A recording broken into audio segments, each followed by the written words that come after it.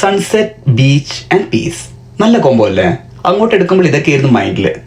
വഴിയിലെ ബ്ലോക്കും ആൾക്കാരുടെ തിരക്കും കണ്ടപ്പോൾ പീസ് എന്നുള്ളത് മൈൻഡിൽ നിന്ന് വെട്ടി. ഗണപതി പുല ബീച്ച് അങ്ങനെ എന്തോ ആണ് കേട്ടോ.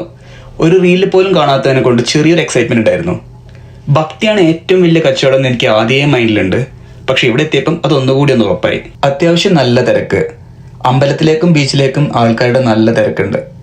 നല്ല ക്യാഷ് ഫ്ലോ ഉള്ള ബീച്ച് കേട്ടോ. കുറെ ബഗ്ഗി, ഒട്ടകം, രാജാപ്പാട്ട് നാടകത്തിലെ പോലുള്ള കുതിര, കുട്ടികൾക്ക് ചാടി കളിക്കാൻ എന്തോ ഒരു സാധനം, പിന്നെ ചെറിയ കുട്ടികൾക്ക് ചെറിയ വണ്ടി, അങ്ങനെ എന്തൊക്കെയൊക്കെയോ.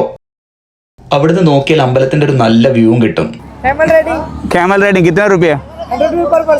100 रुपीज पर पर्सन. क्या बोला? लाइक करो, सब्सक्राइब करो. चैनल का नाम बताओ ना. चैनल का नाम क्या है?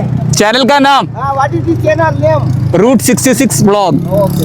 കോഴിക്കോട് ബീച്ചിൽ ഫുഡാണ് താരെങ്കിൽ ഇവിടെ എന്റർടൈൻമെന്റ് ആണ് മെയിൻ. ഇരുട്ടാവും വരെ അവിടെ കാഴ്ചയും കണ്ടിരുന്ന് പിന്നെ as usual petrol pump. Thank you sir. So ഇന്നിതാ ഇവിടെയാണ് നമ്മൾ ടെൻ്റ് അടിക്കാൻ പോകുന്നത്. ഇതാ ഈ ഒരു സ്പോട്ടിൽ ടെൻ്റ് പിച്ച് ചെയ്തോളാണ് ഇവിടുന്ന് പറഞ്ഞത്. അങ്ങനെ ഒരു പ്രൊഡക്റ്റീവ് ഡേ അവിടെ കല്ലാസ്.